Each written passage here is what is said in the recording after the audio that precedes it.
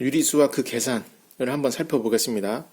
제가 과거 영상에서 유리수에 관해서는 2학년 때 배운다고 이야기를 했었는데, 유리수에 관한, 그러니까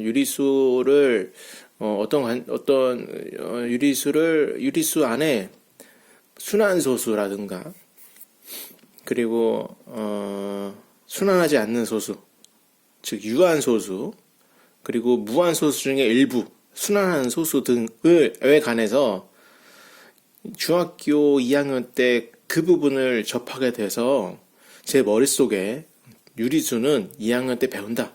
이렇게 제가 생각을 하고 있었던 것 같습니다. 제가 중학생부터 고등학교 3학년까지 전체적인 학생들을 가르치다 보니까, 그리고 교육과정도 이렇게 자주 바뀌잖아요. 그래서 제 머릿속이 잠깐 좀 뭔가 좀 제 머릿속에서 혼란을 일으켰던 것 같습니다. 네.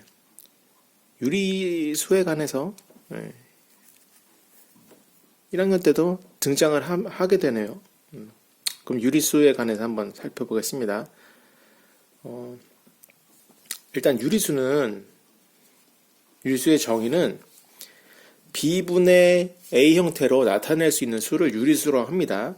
그리고 여기에서 A와 B는 모두 정수가 되고요. 정수니까는 양수, 음수, 0도 포함되겠죠.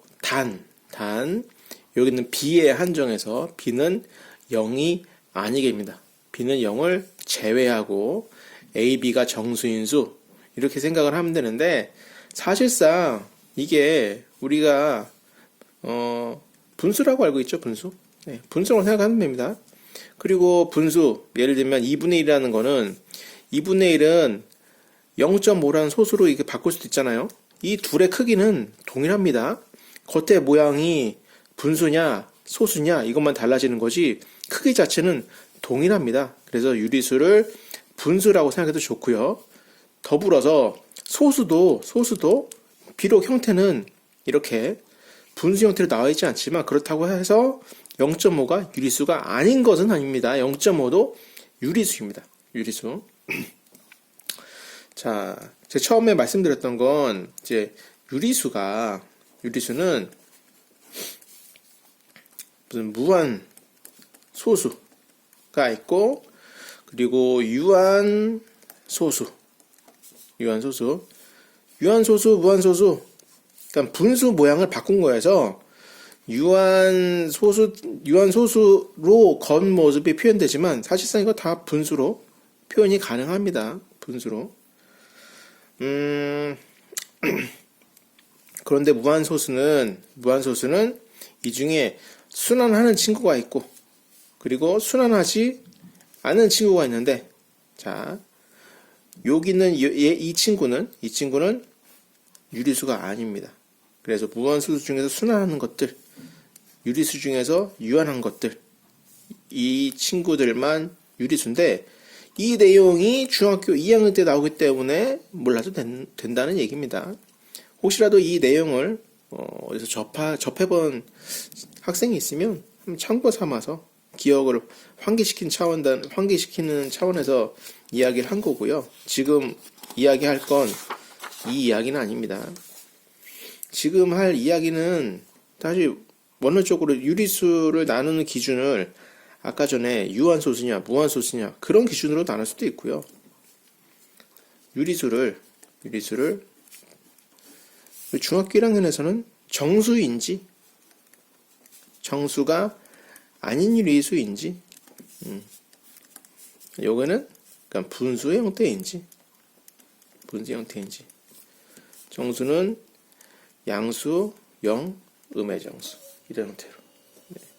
분수는 뭐 2분의 1, 0.3, 이런 친구들이 모두 정수가 아닌 유리수에 포함이 될 겁니다. 중학교 1학년 때는 이런 체계로 이해하면 될 거고요. 더불어서 지금 정수를 양, 0, 음의 정수 이렇게 놨지만, 정수가 아닌 유리수도 당연히 2 플러스 2분의 1, 마이너스 2분의 1, 뭐 이렇게 음량이 존재합니다. 따라서 지금 유리수와 그 계산 과정에서 이 연산 자체는 앞서 살펴본 정수의 연산과 동일합니다. 유리수 자체를 더하거나 빼거나 유리수에 거듭 제곱하거나 뭐 이런 것들은 사실은 이제 연습을 하다 보면 초등학교 때 한 번쯤은 다 접해본 거여서 연습을 개인적으로 해보면 어렵지 않게 기초적인 문제들은 충분히 해결할 수 있을 것이라고 생각이 됩니다.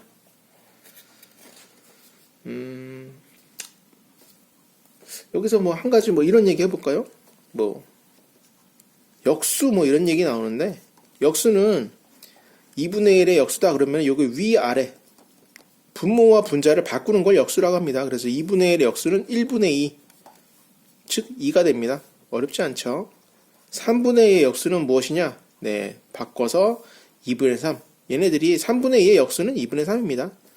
이 역이라는 게 무언가를 역방향으로 가세요. 그러니까는 스테이션으로 가라는 게 아니고 반대 방향, 리버스라는 의미죠. 리버스. 그리고 이거는 넘버. 그러니까 뭔가 바뀐, 위아래가 바뀐 숫자를 말합니다. 역수. 그래서 역수의 의미는 그러하고요. 네, 뭐 어려운 내용은 아니죠. 그리고 또 뭐 이런 얘기 해볼게요.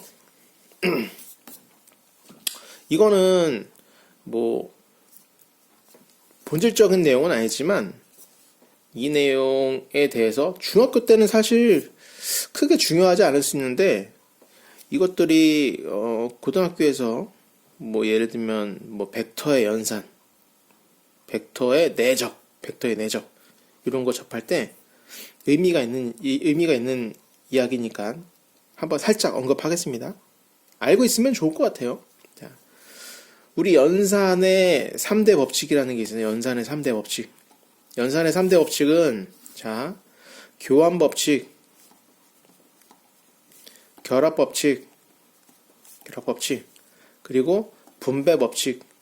네, 이런 친구들이 있습니다. 교환 법칙. 순서 바꾸는 거죠, 순서. 예를 들면 2 더하기 3을 순서를 바꾸면 3 더하기 2 이렇게 되겠죠. 근데 2 더하기 3이나 3 더하기 2 요거 같죠, 이렇게 크기가. 네, 2 더하기 3과 3 더하기 2. 따라서 우리는 이렇게 얘기할 수 있습니다. 덧셈에서는 교환 법칙이 성립한다. 네, 덧셈은 교환 법칙이 성립하죠. 그럼 교환 법칙이 성립하지 않는 연산 2 빼기 3과 3 빼기 2 이런 경우에는 음수는 교환 법칙이 성립하지 않는다. 이렇게 얘기하면 될 것 같아요. 자, 그 다음에 결합 법칙 한번 해봅시다. 결합 법칙은 뭐 예를 들면 이런 겁니다.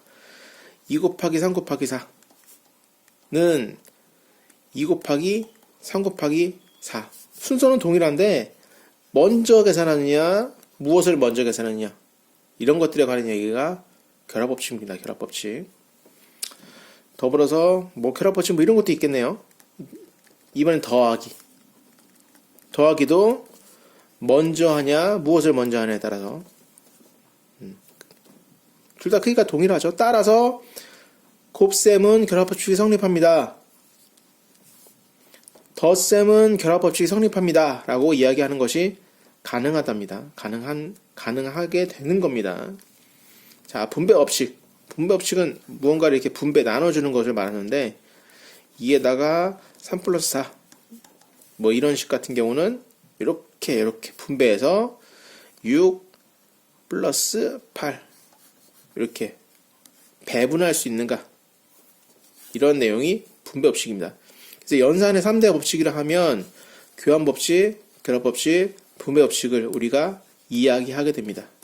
이거는 상식적으로 알고 있으면 좋을 것 같고요.